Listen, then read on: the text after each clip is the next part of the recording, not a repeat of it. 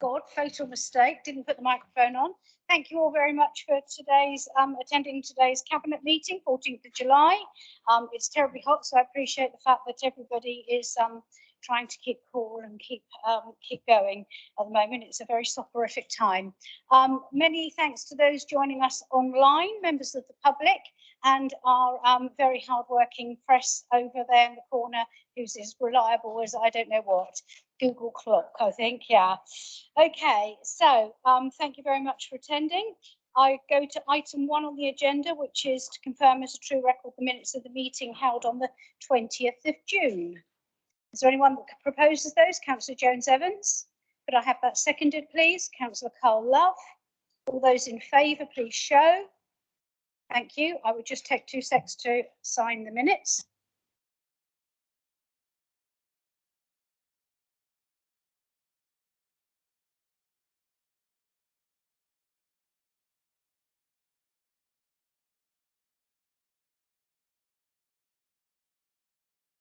Thank you very much. Signed.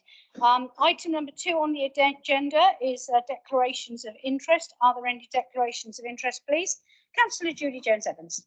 Thank you, Chair. Yes, I'd like to declare a non-pecuniary interest in that I'm the chair of the Newport House steering group. And secondly, sorry, that is item 7A.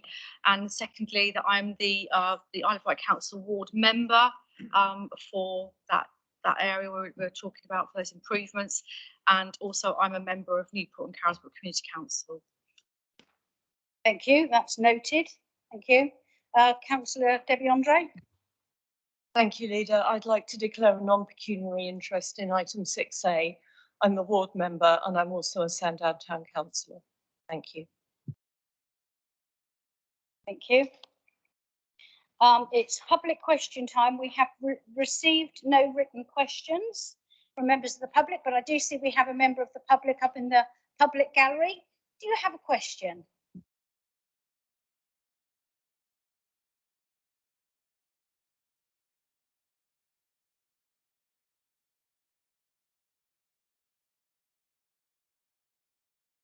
It's the bottom right button, right-hand button. Just press it once and a red light should come on. That's okay. The green light means it's warming up. That's absolutely fine. Don't panic at all. We've got time. I think a red light. Oh, there it is.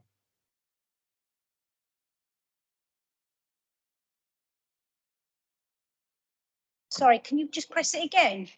Because it's gone off on that right-hand side again.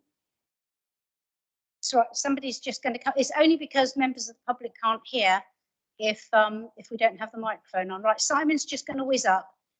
Just 2 seconds. Thank you.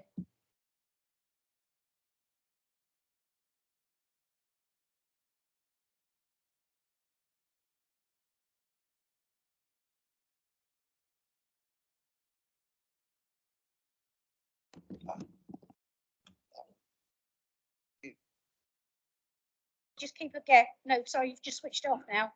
Press it again. Press the red button, the silver button, far right. That's it. Okay. Hopeless. Sorry about that. And thank you for letting me in, because I actually thought this meeting was half an hour later. Hence, I've just dropped everything to come over. The only thing that I just wanted to mention, because I haven't heard the outcome of, I do sit in on some of the Shaping Newport meetings as a member of MBA, and I believe you are looking closely at the revisions for the High Street and in St James's Square. We gave sort of board agreement to a lot of that, but there were strong concerns if any of the traffic movement across St James's Street is going to be interfered with. So I suppose my question is, if that comes up, the traffic issue, until it's going to be pressed ahead, should be noted to come back and be voted on at that point. That's all really.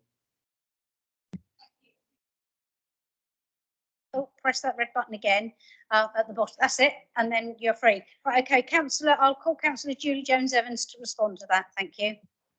Hello, Colin. Nice to see you.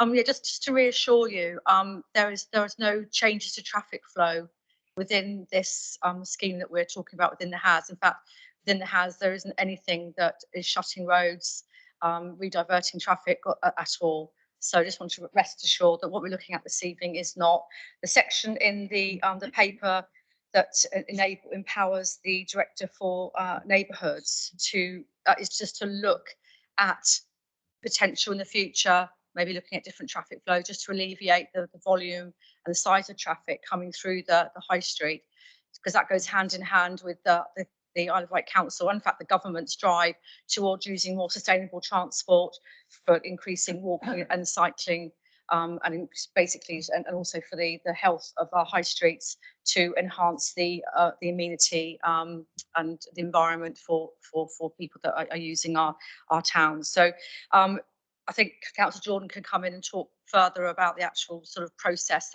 if that threw anything up from those discussions. But what we're looking at this evening is really just the HAS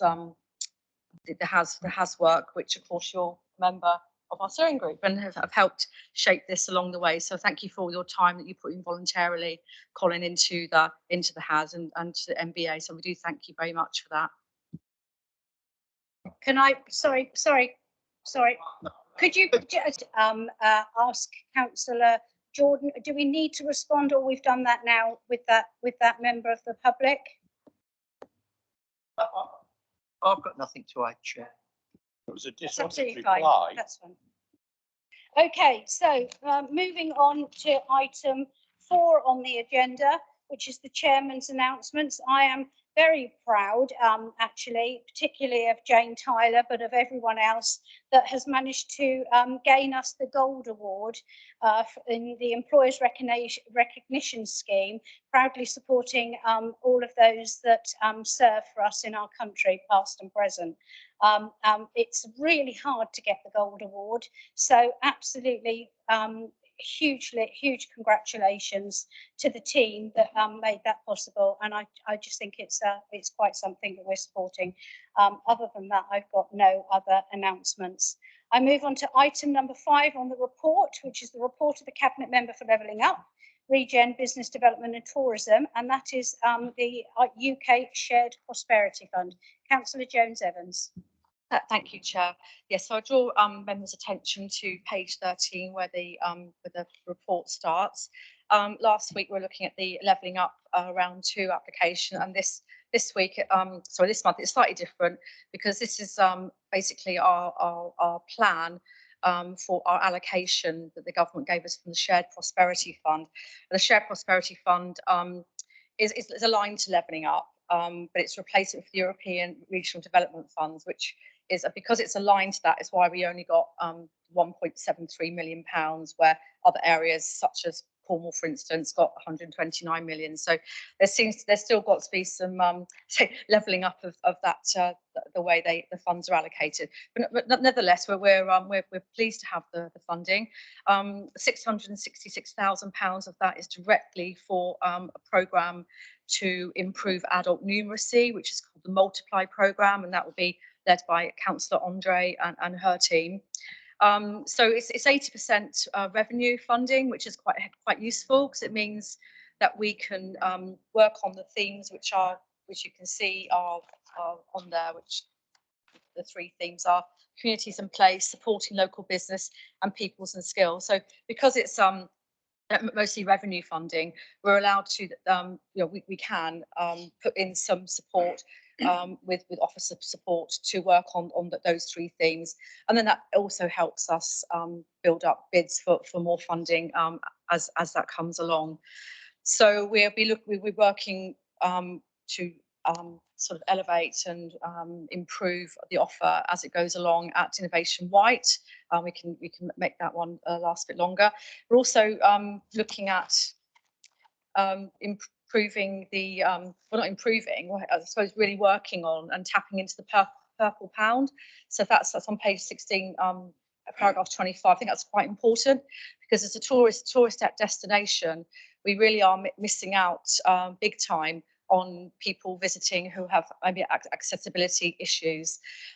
It's said that when you have one person with accessibility issues goes on holiday, you usually have 2-3 people with them. So it's actually very, very important area for us to look at.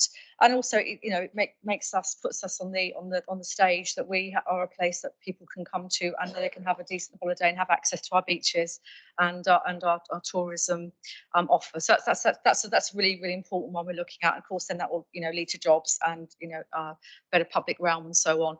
And with the obviously in our corporate plan, we're very keen on cultural regeneration.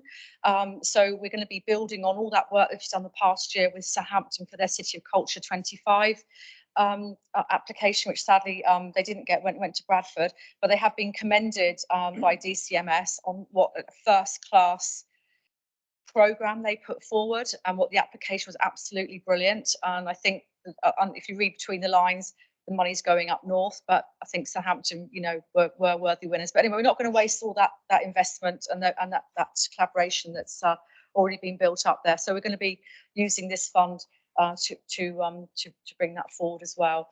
Obviously, they'll be supporting for sports of business. We have the successful pilot with the Island Business Mentor Programme. Again, that's, I said, that can be working up at Innovation Wight as well. And the Chamber of Commerce run a very good entrepreneurs programme, which finished about 6 months ago, getting over 50s into having their own businesses, and that's been very, very successful. We've got some great data aligned with that.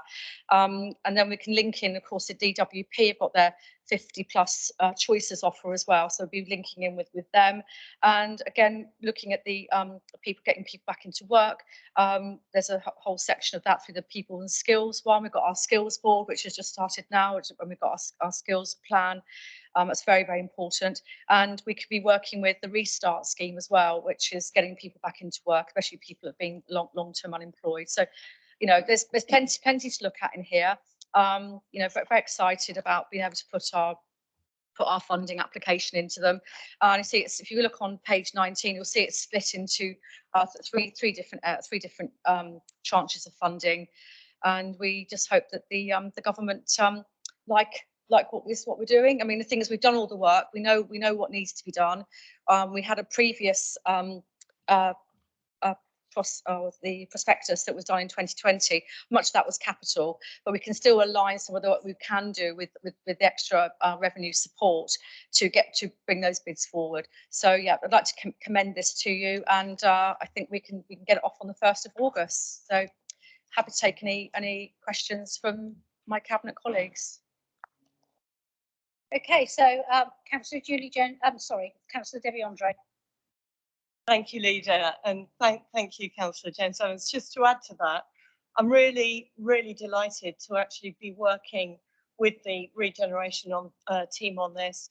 Adult community learning team work incredibly hard, and this funding through Multiply will make such a difference because they are already offering courses, but this will take it into a completely different league where they can actually upskill people in those sectors of the workforce where numeracy is absolutely needed. So it's really, really good news that it's actually going to be matching the skills needed with the workforce that we need on the island. So I'm really pleased to be working collaboratively. Thank you.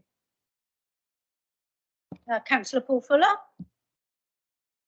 Thank you, Chairman. I think, certainly from my perspective as Cabinet Member for Planning and Enforcement, I'd like to ask how the island plan will fit into this. We're looking to adopt the island plan in September.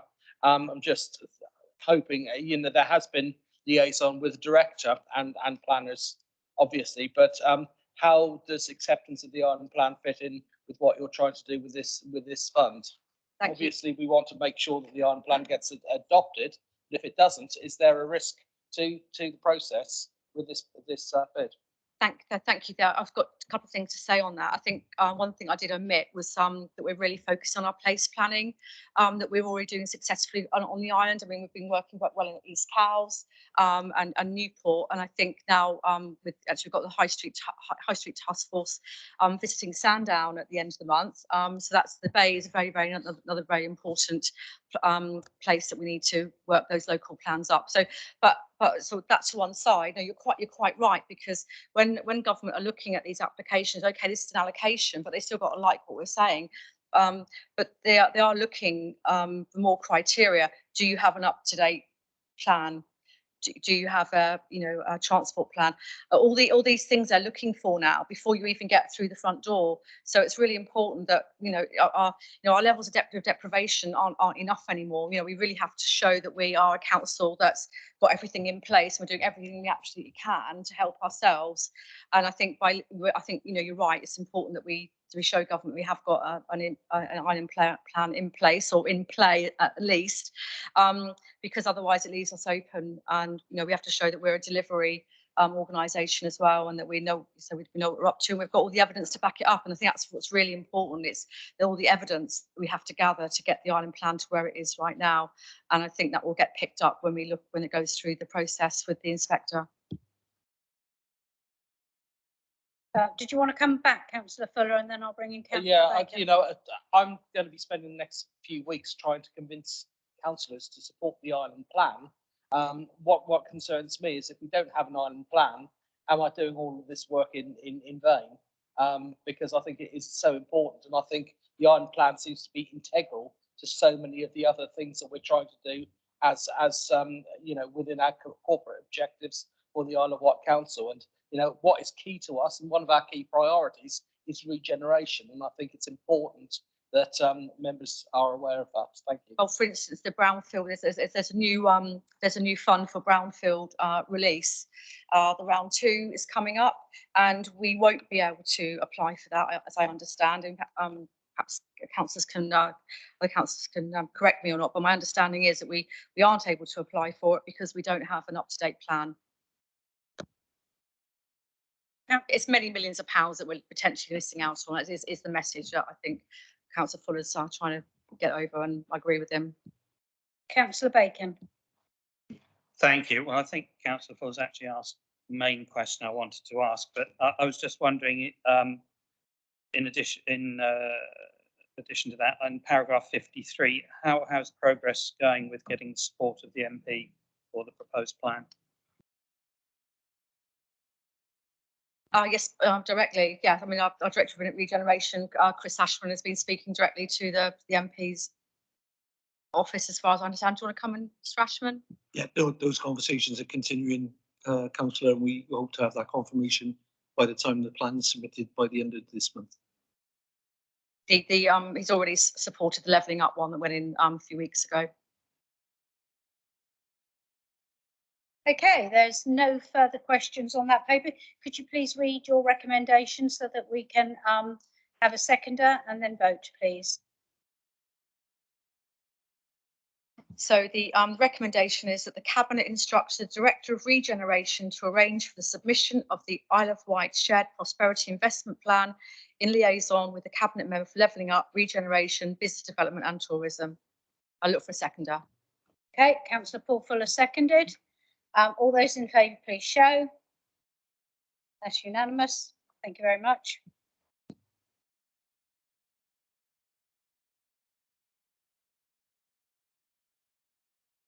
Okay, we move on to item number 6 on the agenda, which is the disposal of land to Sandown Town Council at Eastern Esplanade, Sandown, for construction of new public toilets.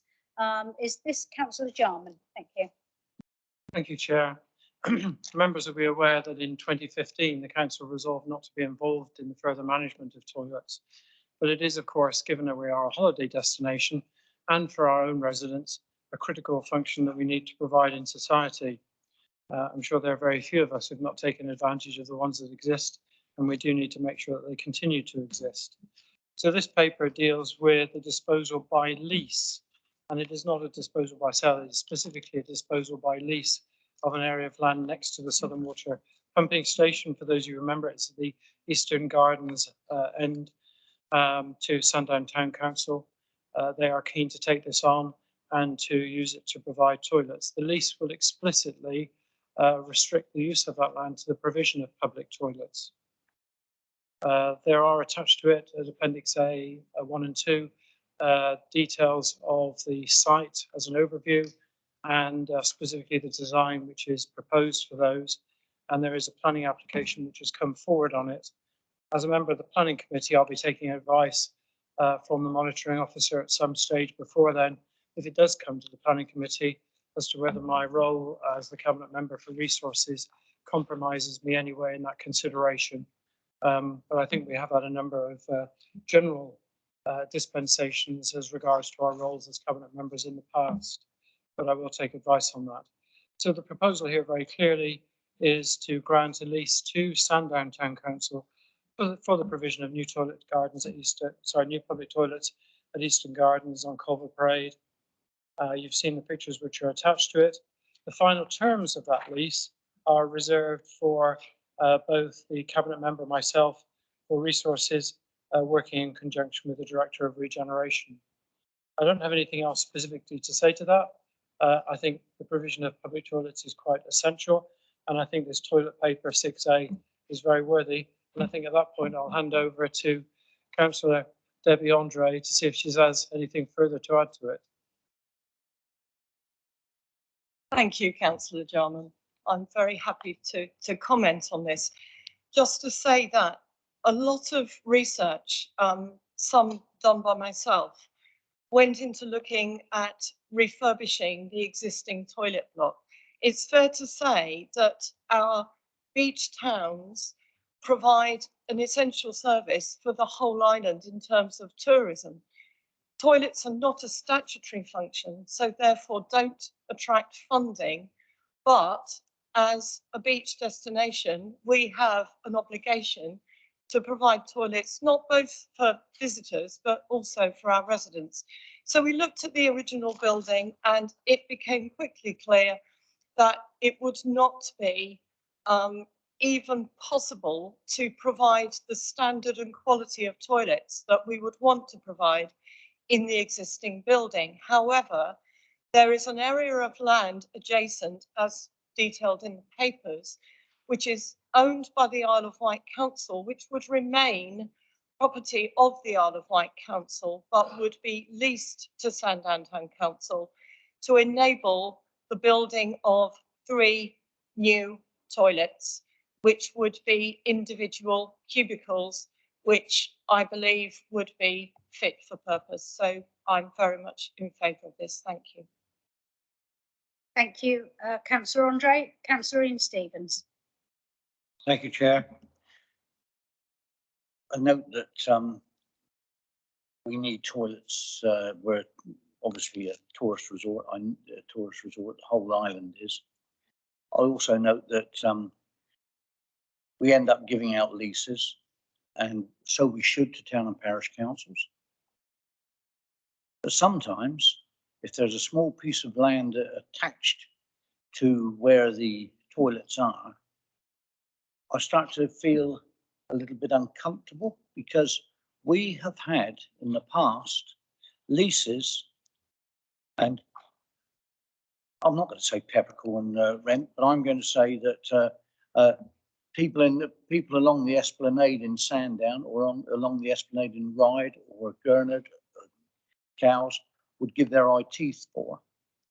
And those leases are given out for retail, whether it be a cafe, bar, or some equipment, or toys and etc., windbreaks for the beach.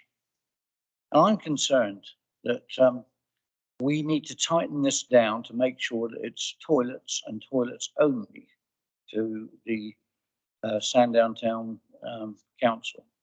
I'm a little bit loath, as I say. I like to see a development along our seafronts, but I like to make sure, one, it's a level playing field for all, and two, that we make sure that we get our money's worth out of these developments. So my concern is, as I say, further development alongside the toilets. Councillor Jarman? So I'm very happy to confirm to my colleague that as per paragraph 16, the use is explicitly reserved to the uses for public toilets. Thank you. Councillor Jones-Evans? Just want to say that, although, Councillor Andre has said, and all of us who are on town and parish councils, and all of us been on the Isle of Wight Council for the past few years, we understand how important public toilets are, but it's been a great shame the fact that they are non-statutory, and they're one of the early things that have to go during the austerity that we've been faced with these past 10 years. So it is important, and I can't thank enough really, all the town and parish community councils that have stepped forward to actually give, and I think in many cases, improved facilities. I mean, the ones certainly in Post Office Lane I know are excellent. The ones in Shanklin and the new ones up in your ward, Council Ward, St John's are much improved, and I think the people do value them. So especially in the resort like Sandown, I know we're working out how to get the Pier Street ones open again for the season, because it is so important to our public that they can spend a penny. Though it might be 20 pence or 40 pence these days, but I think they don't mind as long as they're there and they're clean. Okay, Councillor Stevens, did you want to come back quickly?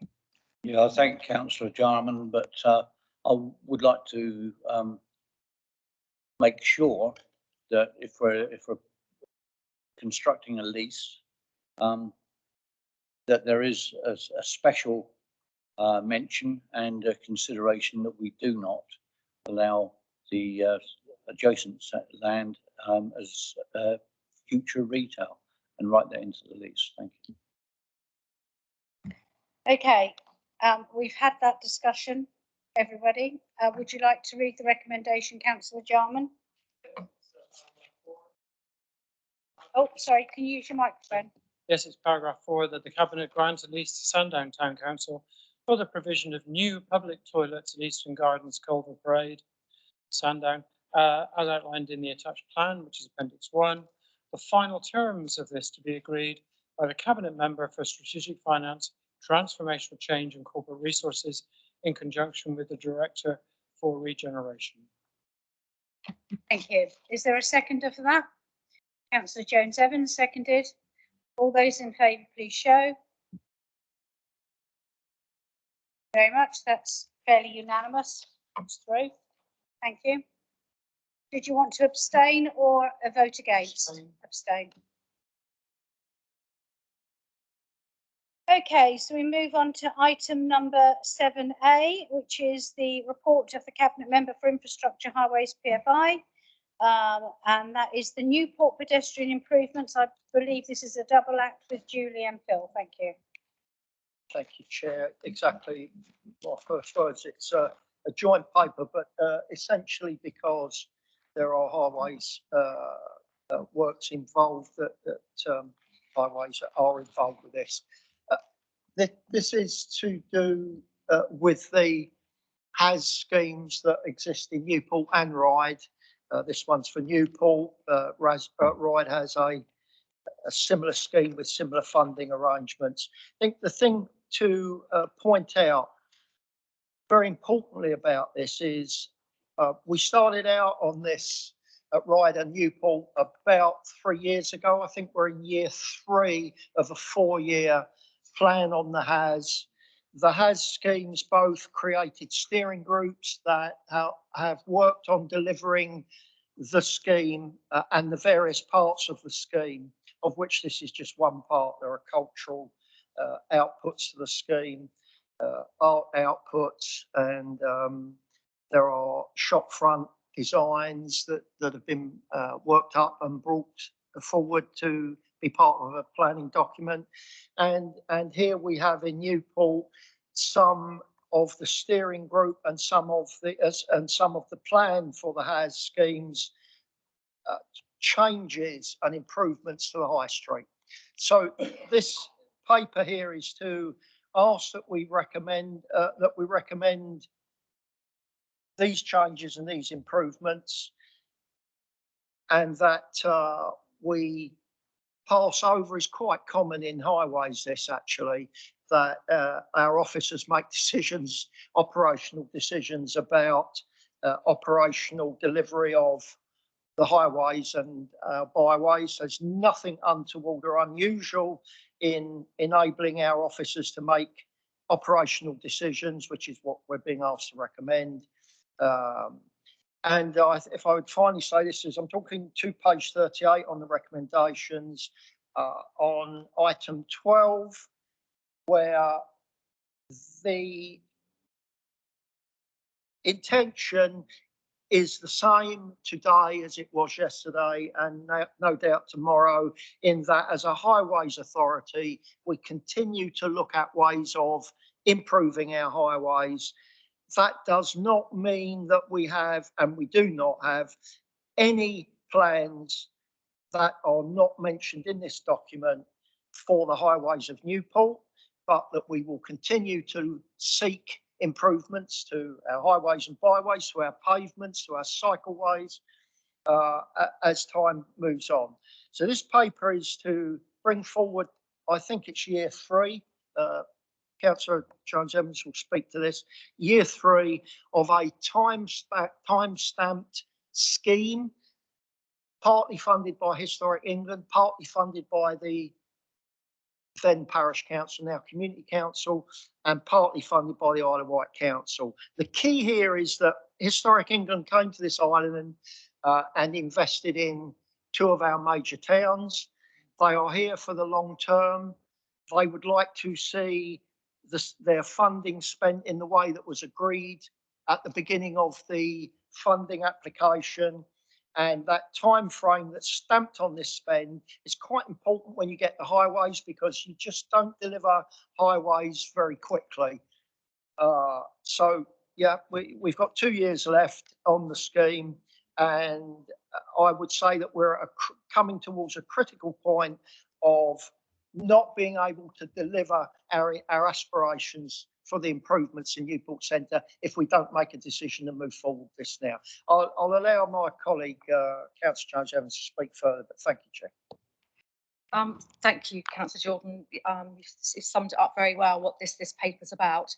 I think it's worthwhile just going back to when Historic England did their visit in the summer of 2019, and they actually presented a report to this council about what they found in Newport, Widen and East Cowes, as it was. And one of the things that they picked out in their report was the domination of cars and how traffic in general, and how that impinged on the enjoyment of the beautiful Georgian Victorian buildings that we have, that are 2 squares. Nash building, at least one, the county club, maybe another Nash building. They were overwhelmed with the wealth and quality of our built heritage.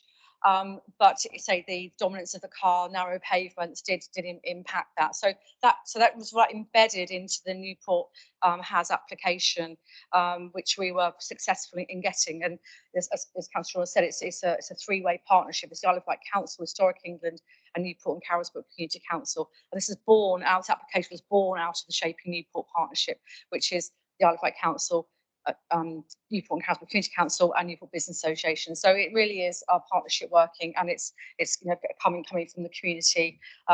Really, as I was talking to you earlier about the shared prosperity, this is the placemaking agenda that Regen has been working on very successfully. And I think the total funding for this whole project was £1.4 million. So, but very lucky to get it. As Councillor Jordan said, Historic England want us to see the delivery of their scheme, obviously, but they also want to stay here because we have got so much to offer, and we're quite surprised about it. I just want to draw the fact about the way we consulted about this.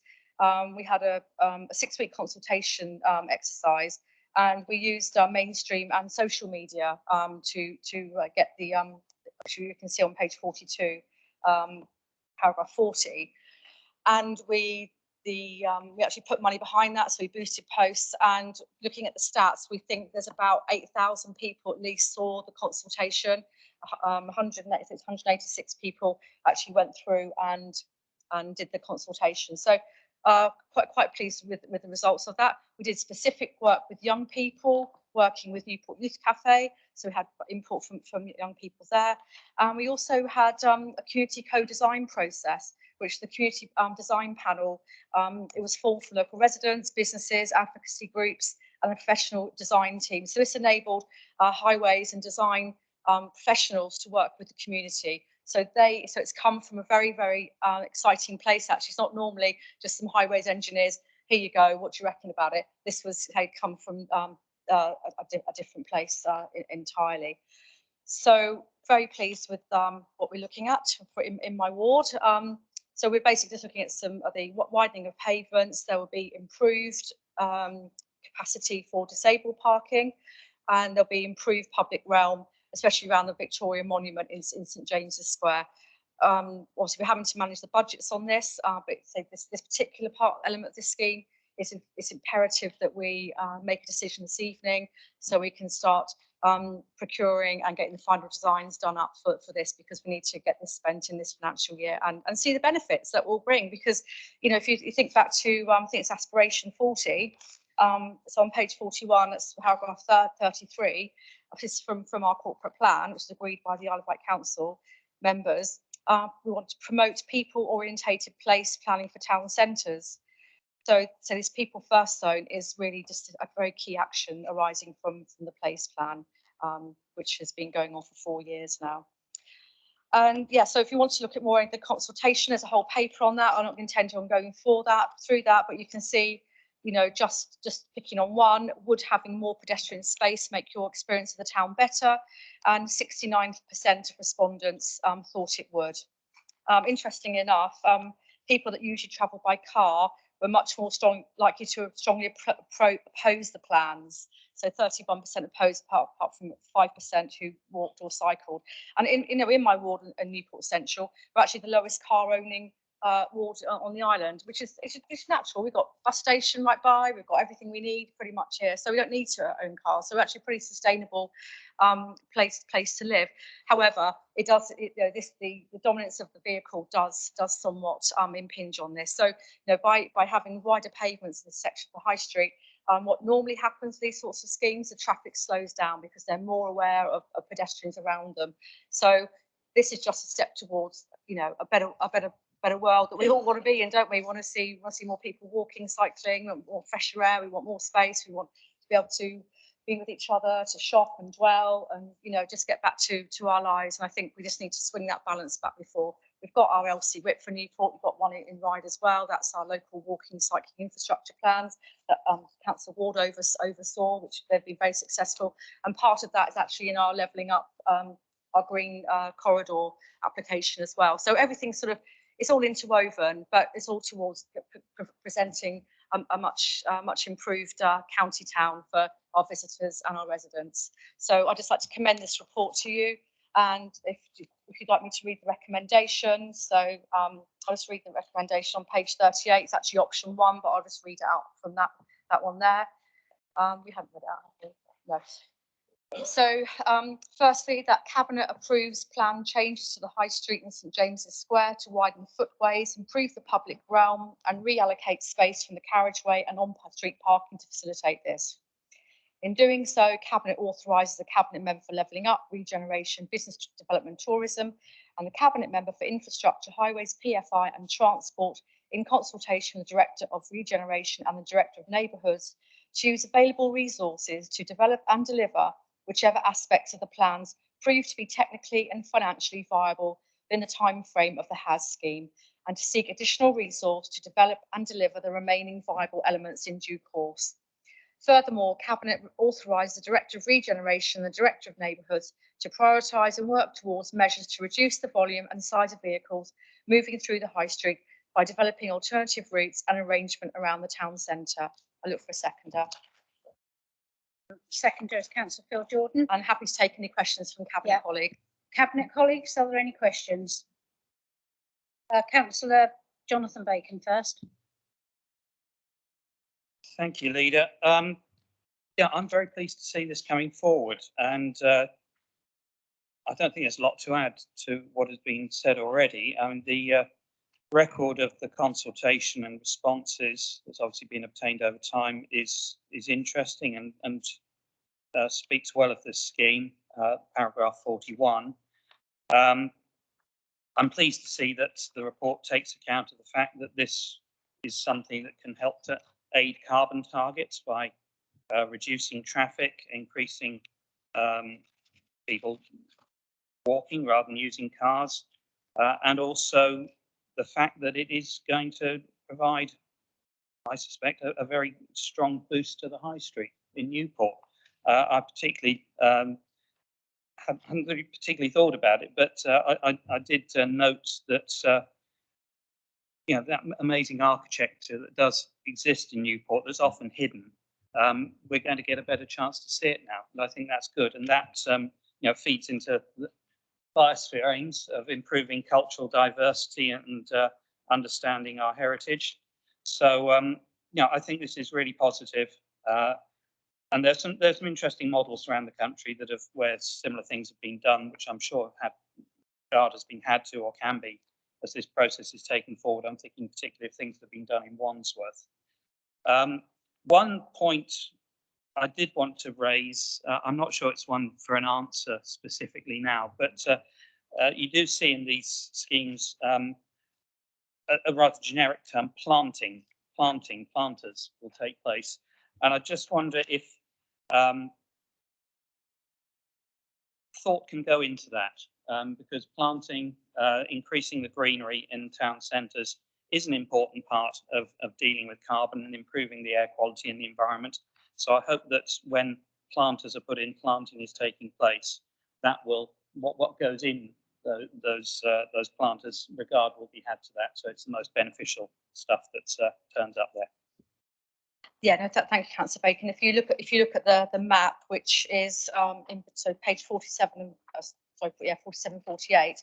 You look at page 48, you'll see the map there, and the plants that are in place.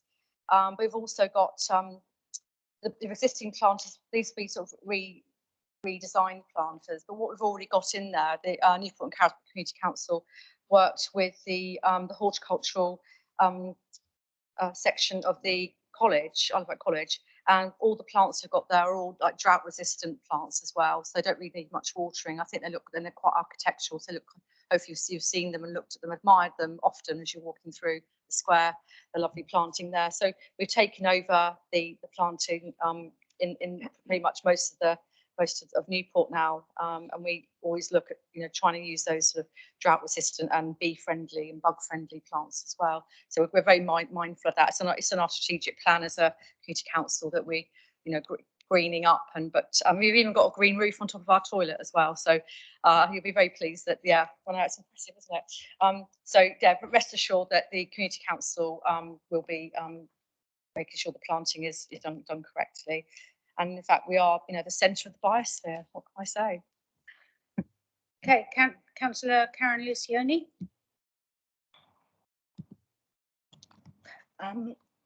Julie, so what I'm really impressed with is the amount of community engagement, and it seems to have been at every stage of it.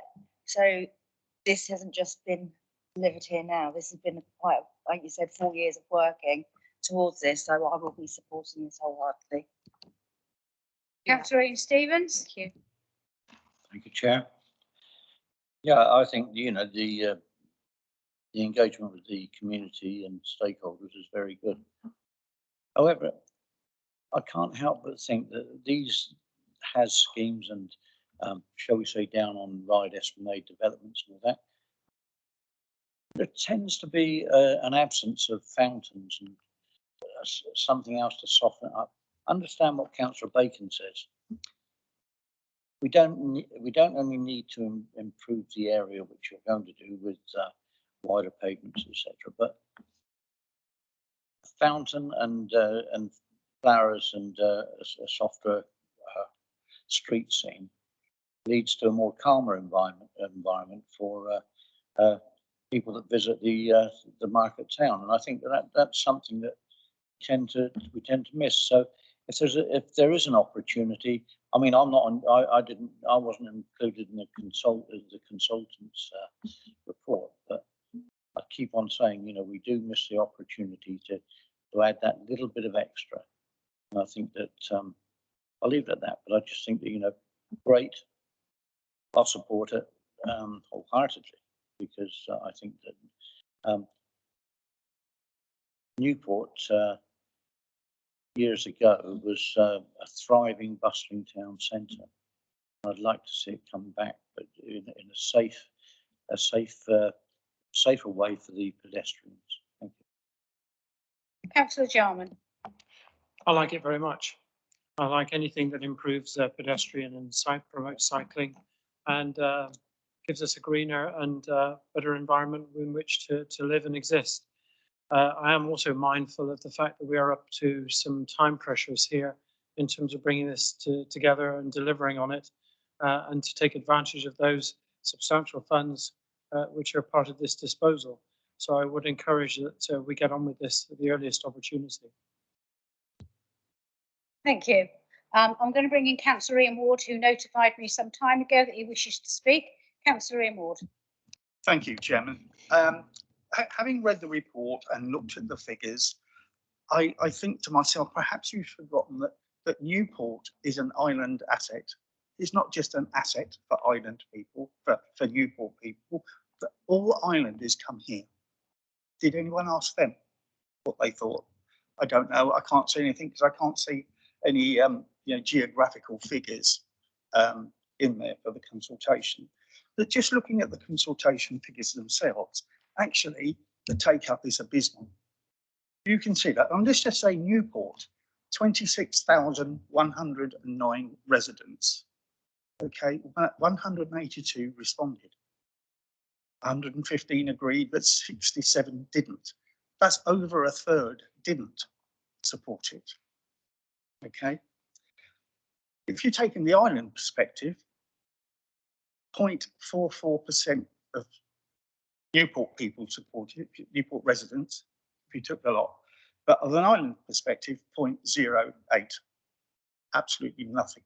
You would not go and spend millions of pounds on a figure like that, would you? No, you wouldn't. So where are we? I think we need to do the consultation again. My view is if you can't drive there, you'll go somewhere else. It is as simple as that. You all complain about these supermarkets on the outskirts and so on and so forth. You're actually damaging your tradesmen by doing this because you are driving people to those supermarkets. Because if they can't come into town, they ain't going to bother. It's as simple as that. One more thing I thought of, and it's just slipped my mind.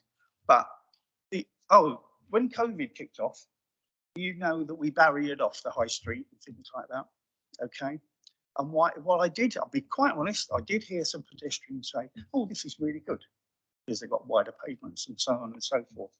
But we had an awful lot of traders saying, when we're going to get rid of this, this is really damaging us. So there you go. My advice is do your consultation again. Thank you. Councillor Jones-Evans. Thank you, Chair. If I may respond, and thank you for taking the time to read the report and come this evening, Councillor Ward. I'm just going back to your very last point about the barriers in the high street during COVID. I think what you'll find is it wasn't the extra space that was given to people that people were concerned about. It was actually the look of them, because other places around the country were doing the pedestrian liked the space. That's right. Yes, and cars still came down the high street. Well, if you're going to let me finish, sorry, if that's okay. But it was the look of them. That was the issue. It was the look of them, and actually, for parking was free during that COVID time as well. Anyway, just wanted to put that. It was the way it made the high street look that was against what people of Newport wanted. Just going back to the demographic, there is some data about who responded to the consultation, and it's nearly a 50-50 split. Actually, 53% came from Newport, Carisbrooke, and Gunville, and then you've got 47% who came from elsewhere on the Isle of Wight, and there's actually 2% of that were not on the Isle of Wight. So I think we've had quite a good voice from around the island. I think we've had quite a good voice, bearing in mind that we did this extra social media, and we had, say, about 8,000 people that saw that the consultation was on and were able to to respond, but they just didn't choose to. So I'm actually very satisfied. And we've also gone directly to our young people, and we've had the community panel as well. So we've done our homework.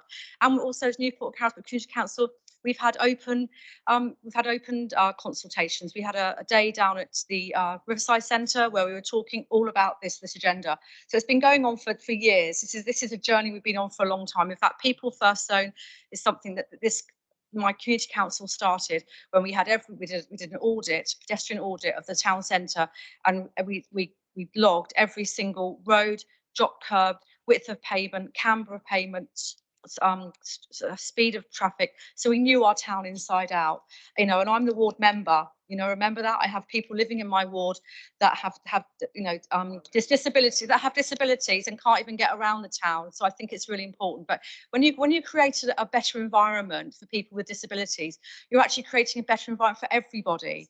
And going back to your talking about cars, of course we want people to come into Newport. And people in the West Wight, they have a high car ownership. They want to come in. They can't get buses. So of course we're not talking about getting rid of cars, but just very interesting. I was going to lead it to the announcements actually later on, Chair, but it seems a good time to put it in now. Another partnership that's working really well, this comes through Shaping Newport, is Newport and Carrollsbrook Community Council. Isle of Wight Council have put funds together to support the 3-hour parking in three short stay car parks in Newport. So I've had the first 6 weeks figures. That was when it started at the end of May into the middle of June.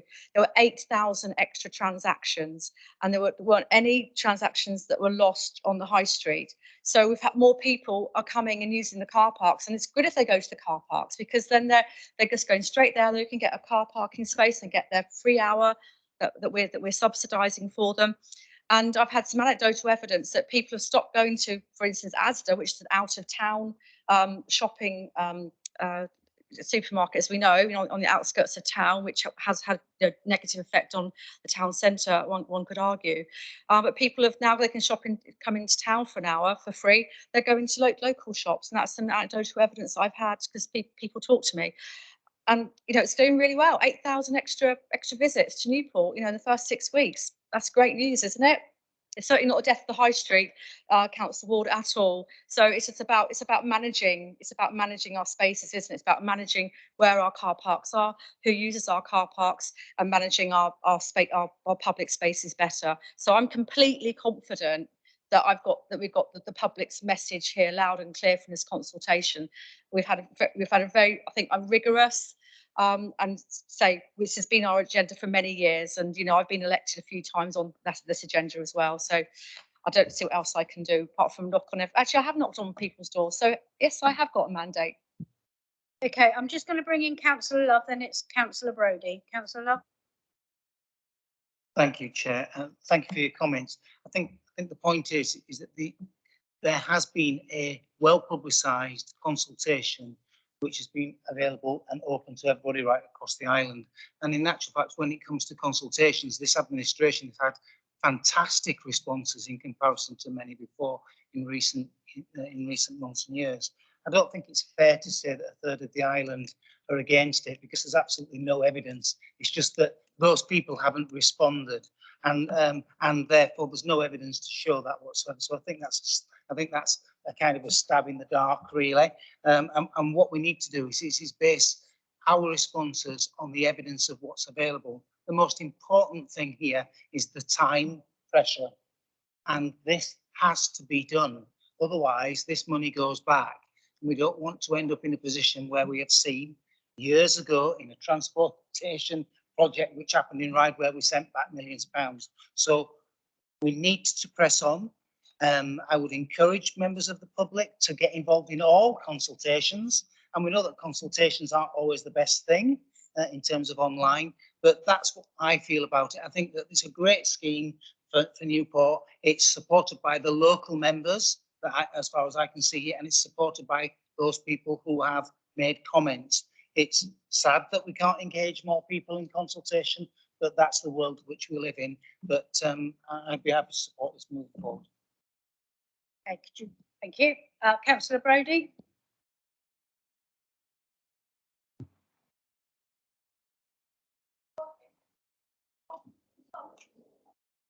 Okay, right. Well, frankly, I'm absolutely staggered at what I've listened to for the last 20 minutes from 9 councillors who have nothing to do with Newport except when they come into County Hall largely, and the local councillor who is in a minority on Newport and Carisbrooke Community Council, who discussed this issue on Monday. Can I say, to start off with, that as an individual, I am absolutely in favour of making Newport Town Centre more comfortable for pedestrians and cyclists. And I would say that I am a cyclist who practically 99% of the time moves around this town centre by cycle. You never see my car, unlike other Newport councillors, in the car park, ever. Well, maybe once, when I had to wear a chain of office because I didn't want to get robbed. I understand this town in terms of its traffic problems, and I want to see a scheme that the public are happy with. What I'm concerned about is that you're not taking residents of Newport and Carisbrooke with you, who know very little about what you're going to agree tonight, that business have issues regarding parking, and Ian Ward touched on that in terms of parking in the high street, where your proposals are going to create more disabled parking, but less ordinary parking. And it's all great to get people in the car parks, but the bottom line is people like to be able to pop in and out of shops. And I would have thought that's what you would have wanted to encourage in this town, which allegedly is on a downward slope, though all I seem to read of recently is the number of new businesses that are open in Newport High Street. I am seriously concerned at the lack of consultation with our community council. We have contributed over 4 years, £100,000 to the HAS. That's a significant amount of money proportionate to our overall turnover. Massively more than you're contributing in terms of yours. Your contribution is £500,000.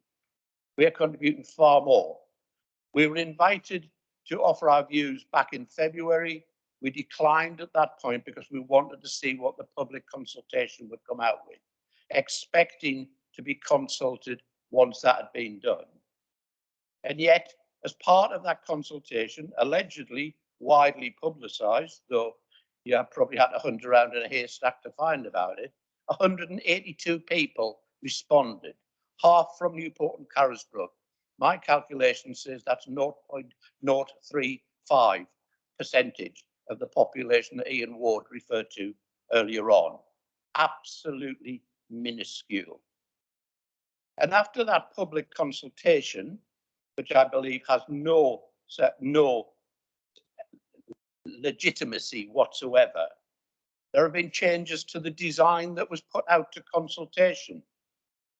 And also tonight, you've slipped in, the cabinet member has slipped in paragraph 12, which is quite clearly seen by members of Newport and Carisbrooke Community Council as the possibility of pedestrianisation of our high street coming back on the agenda, something I and others saw off over 20 years ago. Some of you will remember it, you will, Leader, and so will Councillor Stevens, saw off 20 years ago, because pedestrianised high streets destroyed town centres. On Monday night, Newport and Carisbrooke Community Council discussed this paper, which we'd only seen a few days before. Many hadn't even had a chance to read it in any detail. And we voted by 8 votes to 2, with 1 abstention, which was Councillor Jones-Evans, to ask you to defer this decision until September to allow further consultation and increased public awareness of what you're proposing. And I think that's the crucial thing. Newport and Carisbrooke Community Council quickly take a view, and let's face it, there are 14 councillors there when they all attend, representing those 26,000 people within the community area. I sent in a copy of the proposal that was agreed to scrutiny on Tuesday night, and it was put as a question by Councillor Quirk, and Councillor Jones-Evans largely ignored this request that we've asked for a deferral. Look, clearly you've all thought about it before this evening. You're all talking about this being time bound, etc., etc. I've seen nothing that says that a couple of months is going to create major issues. Therefore, Jeff, can you get to the question? yes, I am. Yes, I've had to listen to you lot. Do you not want to hear from the Newport councillor? I do, but if you can get Yeah, to the see, question, this is thank typical. you. This is typical of the lack of democracy of this administration. There's no lack of democracy. It's just if you can get But to the you question. are. Yeah, it's disgraceful.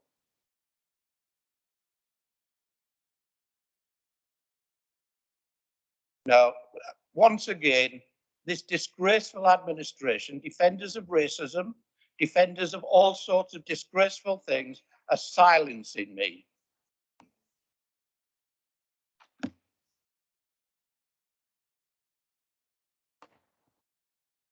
Well, I'll restart the meeting. Councillor Brodie, I did allow you to speak because I did allow Councillor Ian Ward to do a bit of a spieling. Within the So Constitution, I have a right to make commentary and ask you questions. have a right to ask a question, so thank you. It's not You about could being move on. permitted or Thank you. allowed. You are- It is within the Constitution. It's within the The monitoring Constitution for officer you to ask will a question. confirm for you. Can you ask the question? Thank you very much. I didn't want to ask a question. I want to make a statement. I've been interrupted. I'll leave it there. Thank you. Okay, thank you You very clearly much. don't want to hear the views of the majority of Newport and Carisbrooke community councillors. Councillor Love.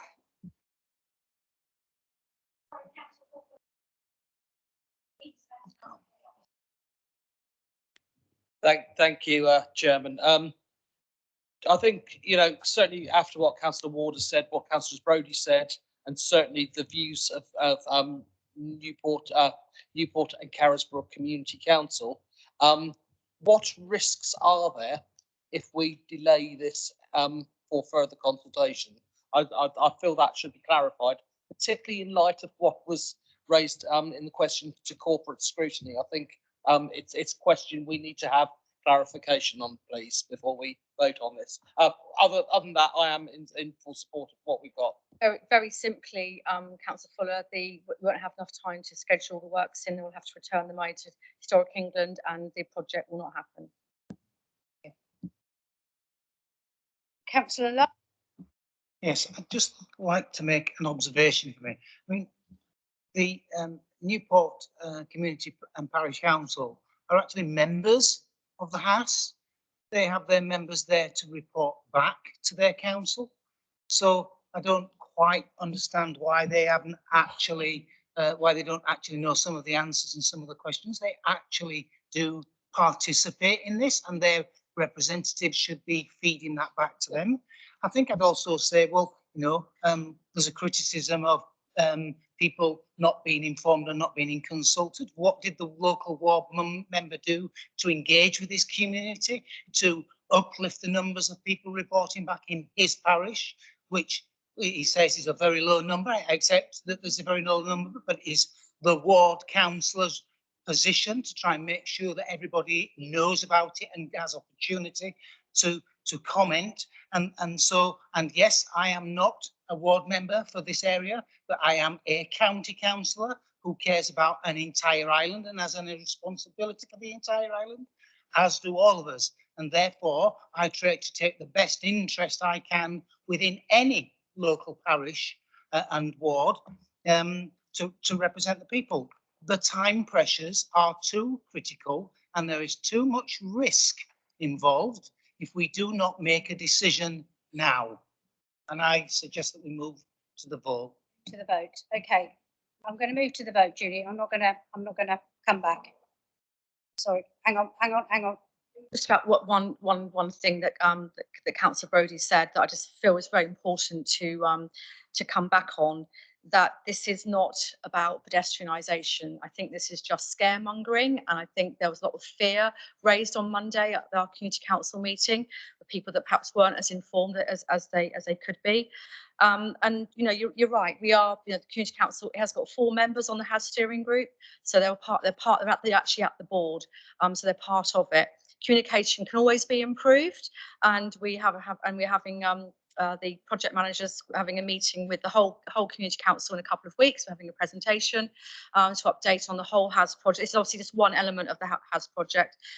So I feel absolutely fine about this decision. I feel really happy with the consultation, and as ever, you can't please everybody, can you, leader? But we have done it widely, and I particularly think what is different is the community forum that we had with businesses, with users. We've gone to the youth. We have done a lot of groundwork on this. So I just wanted, this is not anything to do with what Councillor Brodie said. I'm afraid it's just scaremongering, and it's a pity really, because it's sort of drawing it's drawing a negative sort of position on this very, very good scheme, which is going to improve our county town and improve it for people who have disabilities as well, which I think is really important. Referring back to my previous discussion on the Purple Pound as well.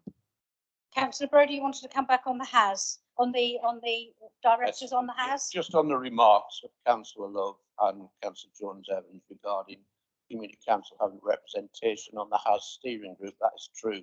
But it has been repeatedly stated at our meetings that the level of information and communication that we get back from the HAS is negligible. Councillor Jones-Evans is one of those representatives. She is very aware that I was raising this at the start of this year regarding the poor quality of information for elected members on that council. Nothing has been done about that 6 months later. That is the problem. With respect, if that is what you have experienced, you should have brought that to your council and voiced that opinion long before now. And it hasn't been. We will find it will be discussed further. Everybody, I am moving to the vote now. We've had the recommendation read. It's a long one, so I'm not going to read it back out again. We've had it seconded. So could I please have a show of hands of all those in favour, please? Thank you. That's unanimous. Thank you. We move on now to item number 7B, which is the traffic regulation order policy. Councillor Phil Jordan, I believe that is yours, please. Thank you, Chair. I'll give you a little bit of background.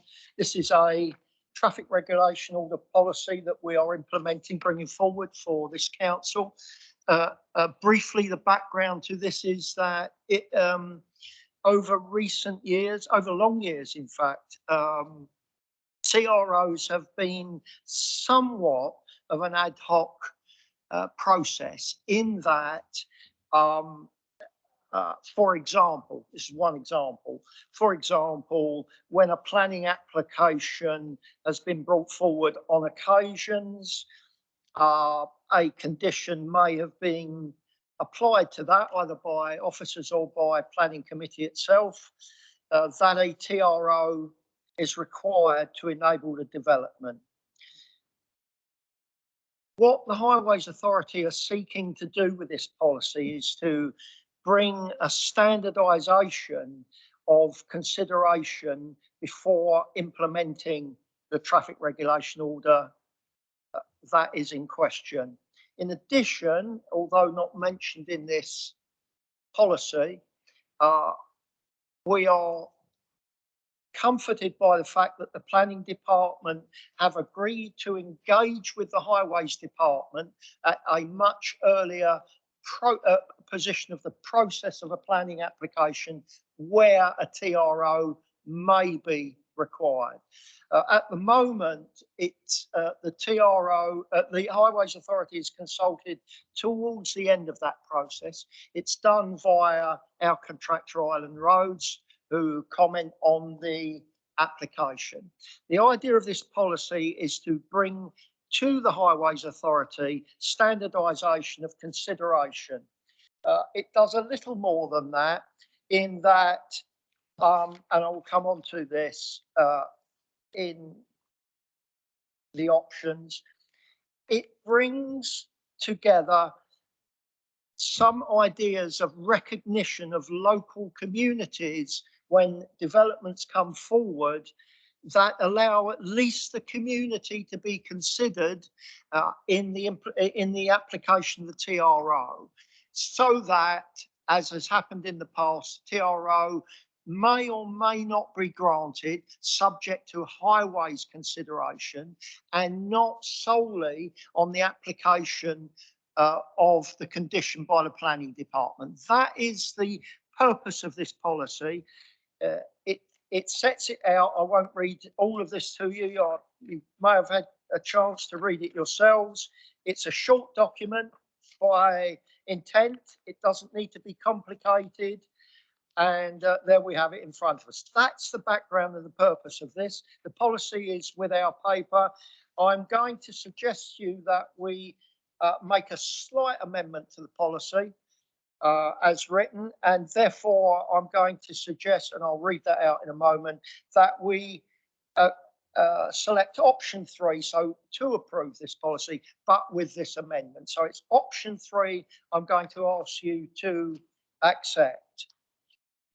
Option 3, to approve the proposed draft that is subject to support in relation to our absence with the amendment. The amendment should read, and this is on page 69, page 69, 1, 2, 3, 4, 5, 6, sentence or paragraph 7, page 69, paragraph 7, that starts, the council recognises that in some cases a balance needs, etc., etc. And it comes to the final line where it says, and to ensure endeavours are taken to minimise the net loss of parking where possible.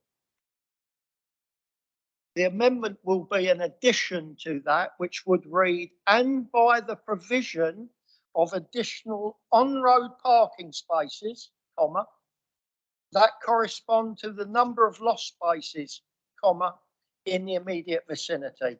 That's the end of the amendment, Chair. Now, I would ask you to accept that amendment, to add it to that paragraph, and to support option 3, which is to approve this policy with that amendment. Thank you, Chair. Is there a seconder for that? Me, I'm going to second that, because this is something that's very important to me for a long time, about people being displaced because of, people that have lived in homes for 50, 60 years having to move in order, because they're losing a parking, their parking space because of this. So I'm quite happy to second. Is there anyone wishing to speak? Councillor Paul Fuller. Thank you. I'd like to thank Councillor Jordan for his work that he's undertaken on this. It is a bit of a thorn. It's been a bit of a thorn inside of the planning department, really, because we haven't been able to process a lot of applications because of questions over the TRO. This policy will help to do that. It will mean that we will be able to get on and build houses, build affordable homes, particularly in our town centres where there are real problems. And I would endorse the policy 100% and thank Phil and his team in the in his highways management department for the work, because I think it's a good policy. It's well needed and it's well overdue. So thank you, Councillor Jordan. Councillor Chris Jarman. Yes, just a question to the cabinet member. If approved this evening, when will this policy come into effect, please? Thank you, Chair. I should have mentioned that, and it's written into the report. It's with immediate effect. I can't remember exactly. It's written in anyway. Oh, here we are. Number 2. This report provides details of recommendation for reducing TRO policy with immediate effect. So the answer is now, if we vote it. Okay, we're not hanging around. Something that's been needed, I think, for a long time. Clarity and fairness to existing residents. Okay, is there anyone else that wishes to speak on this? No, then I go straight to the vote. All those in favour, please. That is unanimous. Thank you very much. I know it's taken a while to work up that for legal reasons and everything else. What we don't want to do is to put people off, but what we do need to do is to be fair to those residents. Okay, so moving on to the next item on the agenda, which is the Isle of Wight Council Seaview Lane Nettlestone Traffic Regulation Order.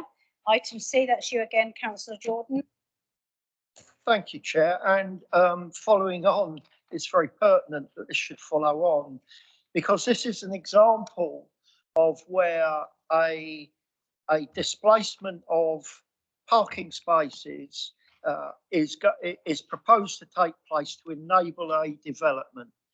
The development is a curious one in that the original application allowed for 20 on-site car parking spaces, so off-road and on-site, not off-road, off of the road and on-site. Those spaces, as I understand it, were to be set aside for the school in Nettlestone. I'm reliably informed that it would be impossible for this authority to implement any enforcement of those vehicles on that land for a number of reasons. One, it's private land. Two, you would be hard pressed to understand who were the owners of the vehicles parked there and whether they were at the school, not at the school, or even anything to do with the school. So enforcement would be impossible. We are asking you tonight to make a decision on this report. And as of this evening,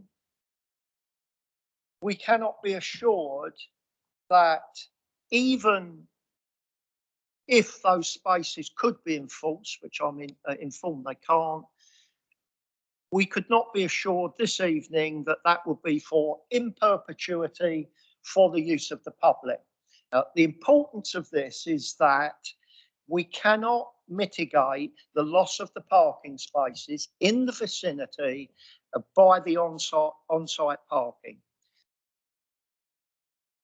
Secondly, and in difference to what the planning authority are able to do or not able to do, which is only consider an application on its merits, in the vicinity of this particular development, very shortly there are proposals coming forward to put a crossing to enable a second development, which is a change of use of premises. The implementation of that crossing would lose a further 3 to 5 on-road car parking spaces in the close vicinity of this development. Overall, this development is losing on-road car parking spaces. It's not mitigated by the policy that we've just agreed that it should be, and is not replacing the lost on-road car parking spaces. And therefore, I'm going to ask you to reject this option and instead to select option 2, which is not to approve the restrictions that are subject to this report and not implement the TRO. Thank you, Chair. That's seconded by Councillor Candice-Sheney. Is there anyone that wishes to speak on this item? No, so we move to the vote. So the vote is, actually the recommendation is to approve. That's the one I've got. Sorry, Chair, that is the recommendation. We are going to refuse that recommendation. Yeah. Instead, we are going to elect to select option 2, which is not to approve the restrictions that are subject to this report in relation to the Isle of Wight Council, Seaview Lane, traffic order number 12021, and to abandon the proposal. Thank you, Chair. Okay, yeah, no, it's okay. It's my pages were stuck together, so I've just opened it and found it. Okay, so that is option 2, not to approve the restrictions that are subject to this report in relation to the Isle of Wight Council traffic order. All those in favour of to not approve this, thank you. That's unanimous. Thank you very much.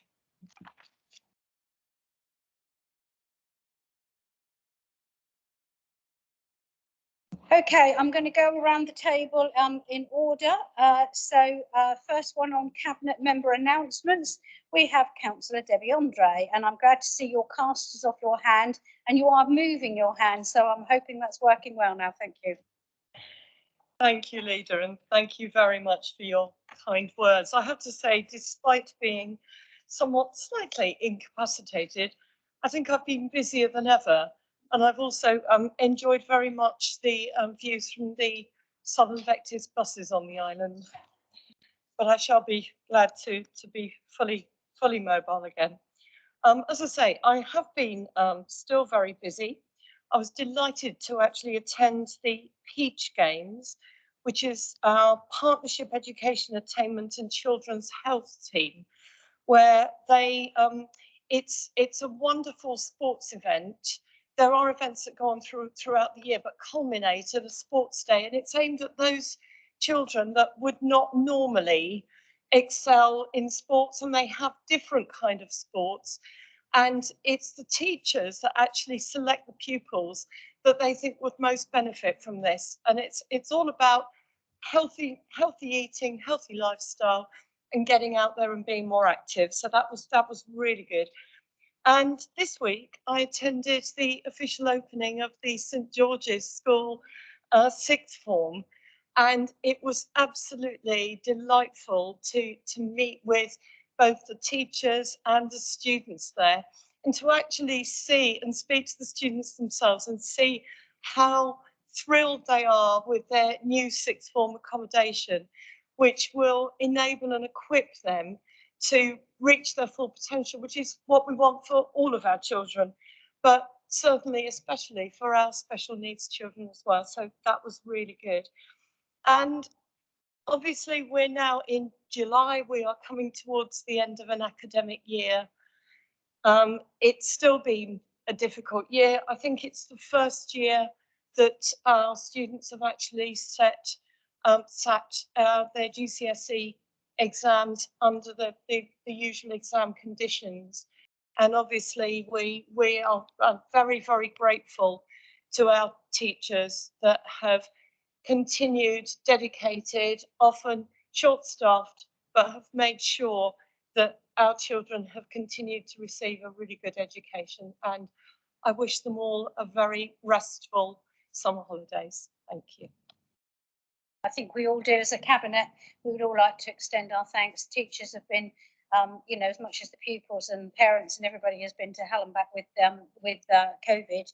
You know, the teachers have certainly been extremely stretched and you know, tortured over how they manage the whole system. So yes, our sincere thanks, and let's hope they all do get a rest.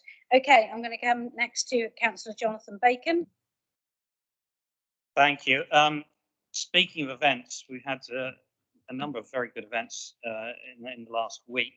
I'd particularly like to mention the Mardi Gras event that took place in Ryde, and particularly the fact that that concentrated on biosphere environment related issues, and what people perhaps didn't pick up about it is that it enabled students throughout the year, as they worked on their costumes and parades and so on, to study the issues that fed into what they were presenting. So, for example, St Helens School had a tree theme, and so we're able to do lots of work in that regard, and it's good stuff. Also, I know a number of people in this room enjoyed the Rhythm Tree event. No one less than the leader, I think, but again, I think one thing I would like to mention about that, it was great to see the efforts made to support the environment. It was on a working farm, particularly their policy in relation to plastic and reusable cups for drinks was something I very much applaud and would like to see others picking up on. Moving to a couple of matters more connected with my day-to-day work. The policy, or practice I should say, in relation to collection of batteries, which is now possible with one's black bin rubbish, is working extremely well. A large quantity have come in, but perhaps the best measure of the success of that policy is that there have, since that policy came in, that practice came in, there have been no fires in the waste collection, in the waste processing department caused by batteries. Lastly, something I mentioned at the Neighbourhood Policy Committee last week that I think should be highlighted here again, and I think some press information is coming out shortly, is the agreement to a £200,000 programme of rights of way improvements. A number of projects have been identified, including the Red Squirrel Trail, North Parkhurst Forest Link, Whitwell to Knighton route, T22 at Allen Bay, Play Lane and around Allerton School, the A9 route, together with a number of general improvements, gates, riser steps, etc. And also the money will permit the development of a database to help providing a complete picture of the right-of-way assets and their condition to enable future work. So that money has been committed and will be spent on those projects. And I think that's a major step forward in ensuring, maintaining and sustaining our very important right-of-way network, which is good for fun, for well-being, and just to see the beautiful island. Thank you. Thank you very much. Councillor Paul Fuller. Thank you. I'll be quick. We're looking at the island planning strategy. There are, in the next few weeks, a few sort of like one-to-one meetings that are taking place. These are sort of like looking at some of the issues that have been raised over the consultation period. I'm hoping to have a quieter summer this year than I had last year, but my door continues to be open for any member of this council to raise any questions that they have regarding the island planning strategy, which will be considered by full council in September. So I look forward to that. In addition, there has been a couple of task and finish groups that have been set up as well to raise issues. And again, we are very, very fortunate in that our planning officers are working with members on addressing some of the thorny issues that we have. But I'm hoping that we are almost there. So fingers crossed. Thank you very much. Move on to Councillor Julie Jones-Evans, please. Thank you. Can I just thank Councillor Fuller for all his work he's done on the island plan, because you've been working non-stop at it since May, when we made the decision as an alliance to bring this, to break the hiatus that we found, and to really put the energy in to get it over the line and get it passed by full council before it goes to the inspectorate. It's absolutely imperative that we have an island plan. Otherwise, we're leaving ourselves wide open for development that we don't want. So if there's any councillors listening here that have any doubts, I really hope that we can get them resolved and we can all vote to pass this forward in September. Anyway, thank you for indulging me there, but I just think it had to be said. So I've just had my first induction today on the Solent LEP. So I'll be very pleased to have been elected on the board there, and hearing about all of the work that we'll be doing over the next few years, and particularly looking at the Solent 2050 programme that they're looking at, the aspirations of the area. And I just want to pick up on three. The UK's capital of coastal renaissance, and number 4, thriving visitor, creative and cultural economy.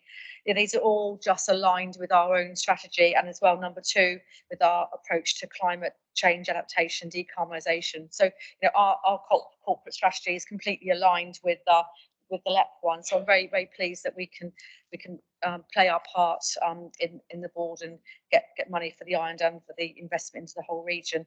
And just as they're starting on that, the government have just announced an extension of the creative growth programmes, which they ran successfully in Manchester, and they're now put it out to the rest of the country, and LEPs can apply for it. And the EOIs have gone in from our area as well, where you can create an environment where new businesses can start up and grow, and it brings in investment as well, and angel investors to help these creative businesses start up and grow. So that's pretty exciting. I say really aligned with my particular passion here. Just touching on a couple of projects. So we've got the Innovation Wight in Northwood. So the building's nearly finished, looking to have it completed in August. So there'll be a soft launch during August. We've got people that are waiting to come in and take up space there. Looking to have an official opening sometime in September. So you have to get a new pair of scissors, leader, to cut that ribbon with. But looking forward to that. But more importantly, we've already started working with the mentorship with the University of Portsmouth. I think we've had about 30 businesses already gone through the first mentoring programs, and actually had someone come into work and talk to me, and they said, I do courses all the time, but they were so impressed because they're being delivered by really, very, very intelligent people, professors and so on from University of Portsmouth. So they were delighted with the quality, and it was all free. They couldn't believe their luck. So just wanted to come in and tell me especially that they were really impressed with that. And with obviously we're just working with the New Forest as well, and that has just been completed. So I'm just going to go back to my notes. Sorry, I've got notes everywhere.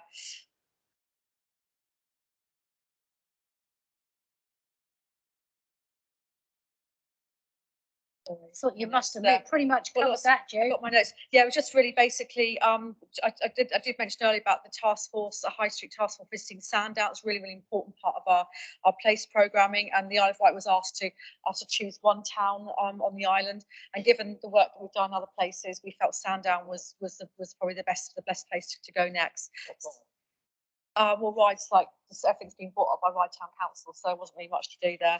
So we thought Sandown was, and they're happy recipients of that. And I believe you're discussing that on Monday, aren't you, Councillor Andre and Councillor Ward? And then just so we had a really good meeting with the Arts Council last week, and I just wanted again, I'm going to put it onto the forward plan. Is our cultural strategy that we're working on. It needs to be going on our forward plan, but very good.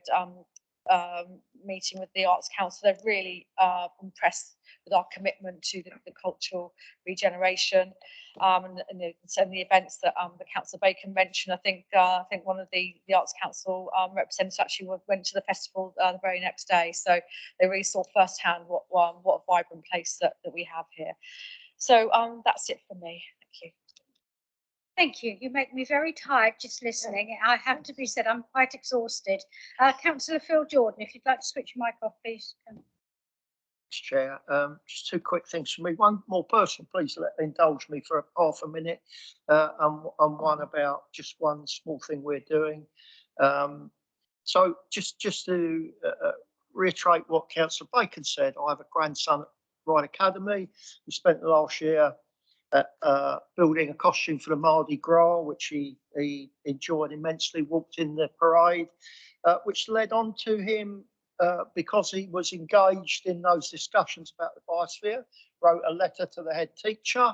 It was subsequently awarded an outstanding student letter from the head teacher, fantastically, and invited to go on the school council. So all of that work, actually, personal experience, this young boy of 12 years of age is taking on board that environment, those environmental issues, and speaking out, doing something. So I'm very proud of him as well. That's the personal thing. The less personal thing is we brought we have a new member of the highways team, young man, came from the mainland, who brought with him ideas that he delivered on the mainland in terms of road safety theatre to our senior schools. Apologies to my colleague who he inadvertently didn't engage with, but I hope there's no damage done. But we delivered a piece of theatre, 30 minutes, to the senior schools. Fantastic piece. I went and watched it at Ride. 3 young people in their 20s came and delivered a quick, punchy, relevant, pertinent message. Children my grandson sat in it and came up to me afterwards and said, it's the first time I've seen this room full of children sat watching and listening anything in this school. So they did very well. Fantastic piece. Hope the message spreads out from those people that came. That's enough from me, Chair. I've got loads more to tell you, but not now. Oh dear. Really, Councillor Jones-Evans, seriously? Very important, and I think everyone would like to hear it. I think it's really important to remember that shade makers who are in Ride, who have got the new department, they've got all that massive investment by Arts Council. They also got another investment by Arts Council, which was to take the Queen's Beast, which we all saw on television, didn't we, coming down the Mall. They will be at lots of our carnivals this summer. I know they're going to be at Sandown, which is at the 30th, at the 31st Sandown Carnival. Either of you? Yeah. And it's going to be different in Newport on the 23rd of July. So I just think it's really important that we look out for our carnivals and you can actually see these wonderful beasts, because they were incredible, these weren't they, these costumes. 30th, there you go. So thank you for indulging me, Leader. It was important, that wasn't it? I'll throw out then, Chair, to this weekend, we've got Pride in Ride. Yeah. Yeah. I know, how very exciting. So, I mean, you know, aren't we lucky on the island, eh? I mean, so really, you could be in 10 places at one time. I have to say, Councillor Jordan, I have spoke to the fire and police about the road safety issues and making it more aware. So I'm glad that some things, you know, that some things are moving ahead. I really want to go back to the head-on programme, because that had a monumental effect for a short period of time. We know that accidents are on the increase. So we know that head-on had an effect because of the lull of the accidents that we had for a while. So we definitely need to try and bring that programme back. Okay, Councillor Phil. Yep. If I may, sorry, sorry, Jonathan. No, just in the spirit of fairness, I was saying, can I plug St Helens Carnival on the August bank holiday? Just to say, I'm sorry, Chair, just to say, it was so, I sat through it, it was pitched perfectly, the language, the actions at that age group, it was entirely different I've ever seen in community safety. They weren't being spoken down to, they were being spoken up to and engaged in a way with that they all know by phones and so on and so forth. Absolutely brilliant. Well done to our team for delivering it. And well done all the schools who took it on board. All of our senior schools took that on board. Fantastic work. Thank you. And that's superb to know too, that we're working with the schools and that they understand the need for that and everything. Councillor Love, I know you've got a few things. God, I thought my battery's going to run out. I've been sat here on 10 drugs thinking I'm going to have nothing to say if my battery runs out. So you would expect me to say a few things about the current heat wave that's going on. And my message tomorrow for people in Pride is to, you know, slap on all that suntan cream along with all the makeup and everything, lie in the goal, and just look after yourself. But particularly for island people, to look after their neighbours, and particularly people who are less verbal and vocal. Check on your neighbours, check on people who can't communicate in the same way to make sure that they're okay. Because we are experiencing extreme pressures. So therefore, that then leads me into COVID. We are definitely seeing a huge increase in the numbers of people being admitted to hospital and other places because of the COVID epidemic. And I think we need to say that there's a huge impact in our care workforce as well. So we're asking people to be careful out there, to try and look after themselves, to follow all of the guidance, etc. It's really difficult when you've got large crowds, but our care workforce is currently operating at 40% of our home care workers are affected by this, and 30% of our care homes are affected by COVID. And I just wanted to say thank you to all of the staff who are responding incredibly well and working together, people cross-pollinated from different departments to support each other. The hospital is under a lot of pressure. So if you have COVID, please do not go to, this is the message I'm hoping that you will all put out, to the hospital. Use the 111, use other support structures to get help, but don't sit at home and worry. And so, I mean, obviously, you know, we are saying that the hospital is under pressure. Adult social care is working with the hospital, and we are prioritising discharge from hospital as a priority. It's the workforce element which also suffers, and there's a lot of people off there. So then I'll just jump up here to say just a couple of really quick things. You know, our staffing, thank goodness, our staffing is improving slightly within the adult social care sector. Even though we've got a lot of illness, we're actually managing to move forward slightly, and that's a good thing. Our pressure is the increasing cost of care. and the complexity of those people that we have to look after. And that will be a pressure further down the line, particularly this winter. And the last thing I want to say is that I have had a meeting with Red Funnel to discuss healthcare and people being able to get on and off the island easily during the strike. And my appeal is to people who are going to the mainland with medical needs and appointments, is to take your letter with you to prioritise you as a patient on the ferries.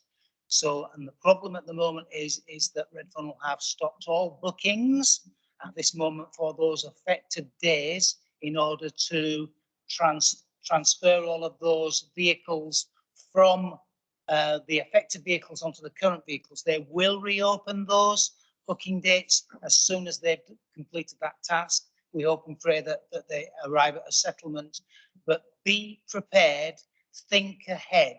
Perhaps if you've got an appointment at Southampton and you're going by car, perhaps you might be thinking about going, I know it's a longer route, by White Link. Think about what happens, but certainly take that letter with you so that you can get a priority on Red Funnel, which I have spoken to them about today, and they have agreed that they will prioritise people on the car ferries. Remember, the Red Jets are not affected, but they will be busier, potentially because people are transferring from the ferries which are not operating. It's a challenging time for the island, but be prepared. That's a really important message that needs repeating and repeating and repeating. And I've spoken to Michelle Clegg today, Dr. Clegg today, who's going to put that message out as well. So, that's my report from Mo. Thank you. Could you switch your microphone off, please? Councillor Karen. So next week is Asb Awareness Week. So I'm up in London for the start of that. But the next day I am with the superintendent. So I'll be speaking about how we work as a community around this subject. I've been working with the town and parishes to make sure they let me know their issues or our common issues. And I would ask other members of our council if they want to touch base with me on Monday or equally tomorrow or over the weekend. If they've got anything they'd like me to bring up with him, that'd be brilliant. And to remind people that if you're having a barbecue in this lovely weather, certainly don't have it between 11 and 3 when it's really hot, but make sure please that they're out before you put them in the rubbish so we don't have fires. Really, really important. And my last thing is I really would like to thank, and I'm sure Carl and everybody, Debbie, would like to thank key workers for everything they've done in the heat. And for me, especially police, fire and our refuge guys. Thank you. Totally concur. There's so many people working in this temperature. It's really not nice. Those poor bin men. Glad to see they had nice frozen bottles of water and everything else for them. It was really good. Okay, Councillor Ian Stevens, please. Where do I begin? Yeah. Poverty, we're creating a compendium of anti-poverty support. We're doing more with it, but it's going to be put on Isle Help.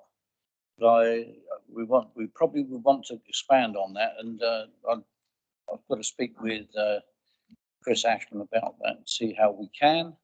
But it looks like it's a very positive step, and we want to get as many people focused on that, because that will give them a pathway or a framework to work to in the future and obviously in the present. Went to the RGA conference and met with quite a few people who were representing property companies and rental companies, etc. Want to bring them into the mix. I haven't done so as yet because, as was announced the other evening, and I was going to announce it this evening, but we have a housing manager now, and Dawn Lang's come in, and I've got a meeting with her at 9 o'clock on Monday morning with our chief exec, who's been very, very supportive. So it's great. Things are moving, and really want to get some things underway. I've done a complete report for scrutiny the other night. I think the faction was calling out for me to give them my notes. Well, my notes are here. I've tweaked them slightly, and I've also got the current homelessness as of today's figures. And as I've said in the paper, don't keep asking and saying what are the figures, because they change. And people say, why don't you say the exact number? Well, I'll tell you what, it's like trying to pin a tail on the donkey. You will not be able to be assured of that. Some of these numbers, and indeed some of the tourism and Airbnb numbers, are calculated, but we cannot be 100% sure on the actual figure. It gives us a position on it. So that's that. I was asked to appear on Radio 4, the PM program. I went on there. I spoke with their top man, who's now running around number 10 and where have you. And he was quite impressed, believe it or not. And he was very impressed with what I was telling him off screen, as much as he quite liked what I was saying down the mic to him. So much so that Radio Solent, BBC Radio Solent, then contacted me to speak on their morning show. So I did that as well. And likewise, the Politics South on a Sunday afternoon, I was invited there. And that's because of the plight of our people on the Isle of Wight. But it's also the way that you don't engage and scream and shout and blame everyone in sight. We are where we are. We're doing what we're doing. There's a lot being done. There will be a lot more being done. I'm going to read a little bit of this because I'll tell you for why. When I was at scrutiny, not the other night, but the months prior to that, and someone asked me how we were doing, I said, I'm not happy. I'm not content, and we're not achieving. Doesn't mean to say we're not putting the work in. Our officers and staff are working damn hard, but we're swimming against the tide with this. And to be quite honest, people suddenly started to, and once again, in a certain faction, decided to think that, you know, Ian Stevens is doing nothing, and the officers are following him. Well, that's not the case. Ian Stevens is working quite hard, trying to get to new initiatives off the ground and trying to make things happen, as are the officers.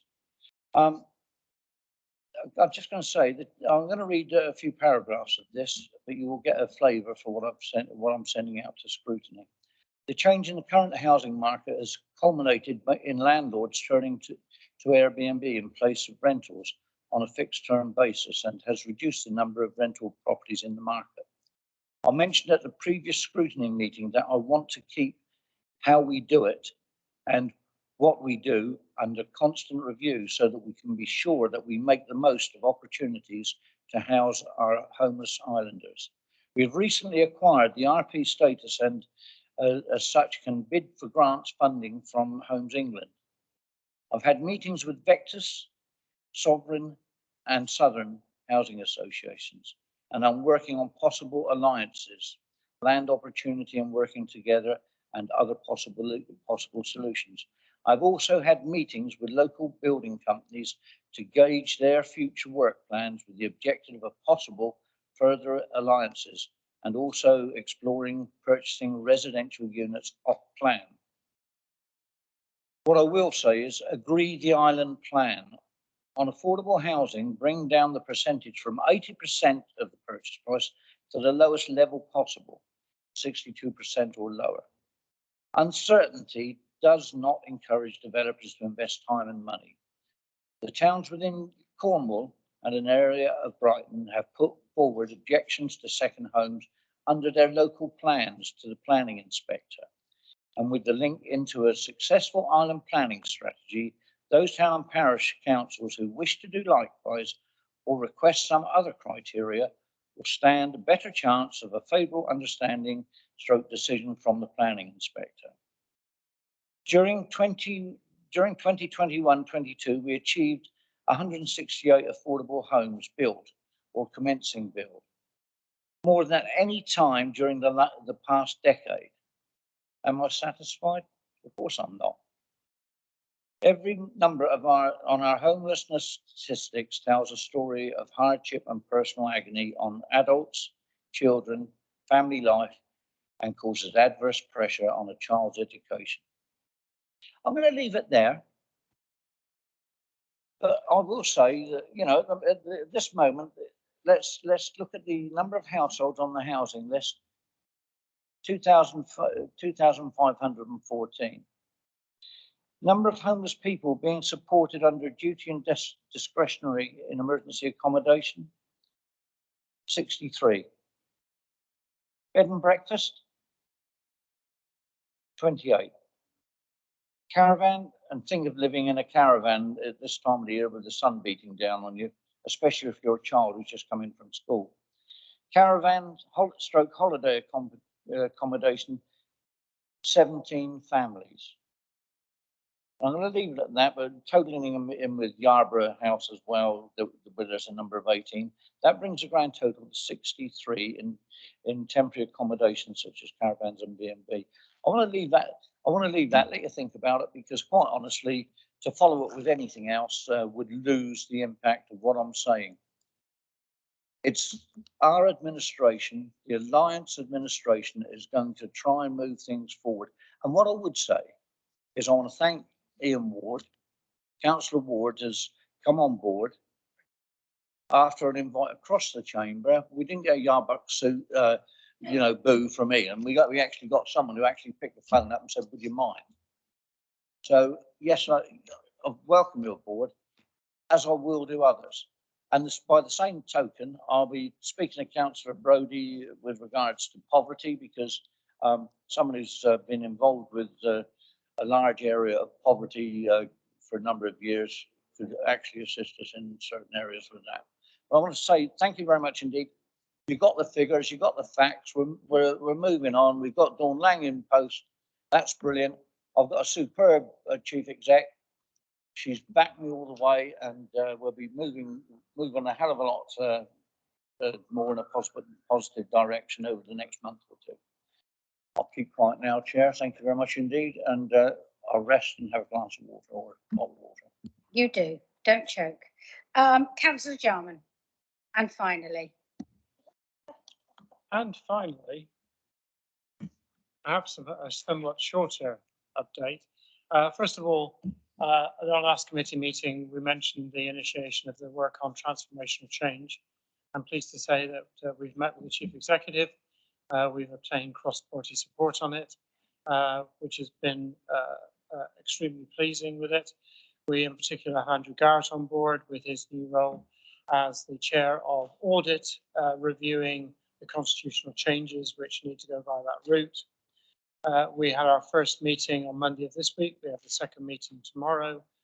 We already have a draft terms of reference, a work plan, and a discussion underway about how to ensure that other activities or other working groups are not duplicated within the work of that group, which is essential. So a very pleasing start to that initiative. The second thing is, I'd like to say a little bit about our Ukrainian guests on the island. Many of you will know I've been involved in that since, I think, probably before they were any here. But the meetings every 2 weeks to host them and to look after them have been progressing very well.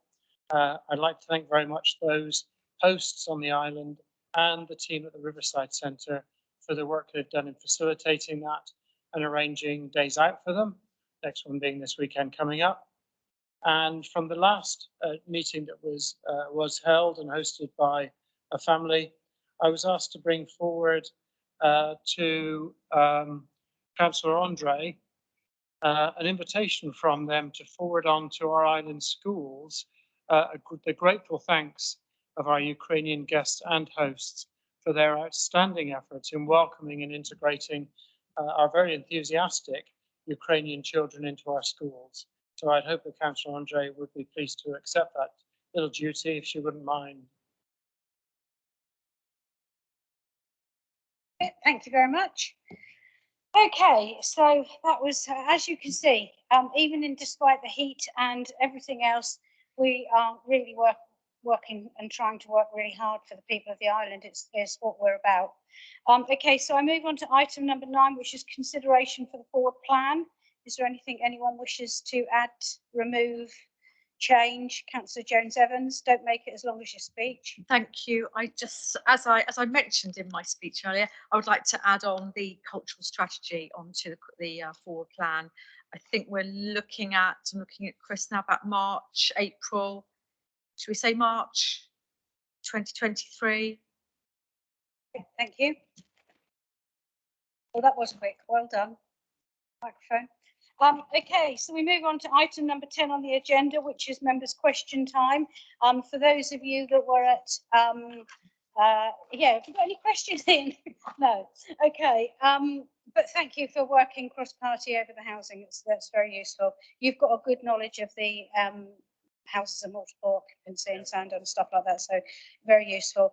So Councillor Michael Lilly did send in a letter, which I think a question. He sent it into scrutiny, but he has also sent it into the cabinet, and it's about the Isle of Wight Council. Can we publicly update Ryde and the Isle of Wight residents on the current, future, and largest empty building on Ryde seafront, which is the ice rink? As we know, there were a number of issues over this, and there's been a number of rumours over it. So the response is that the Isle of Wight Council has agreed to the assignment of the lease from NY Mellon AEU to a prospective new tenant, which would facilitate the refurbishment and reuse of the premises.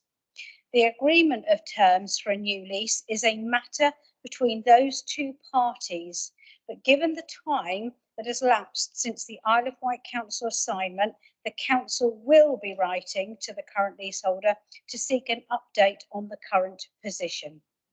It is disappointing that the proposal at Smallbrook, really disappointing actually, gutting, has not been able to progress, and I can confirm that officers have been and will continue to support local stakeholders in identifying an alternative provision on the island. Those ice skaters that get up at 3 in the morning with parents to travel across to the mainland and are winning competitions. I mean, absolutely staggering when they haven't got ice to work on here. The commitment and the dedication that they do is absolutely, and they're just phenomenal. So, so yeah, let's hope that something can be achieved with that. It's a long time coming. Okay, as there are no further questions, at I don't know, about 7:05, I call the meeting to a halt. Thank you very much.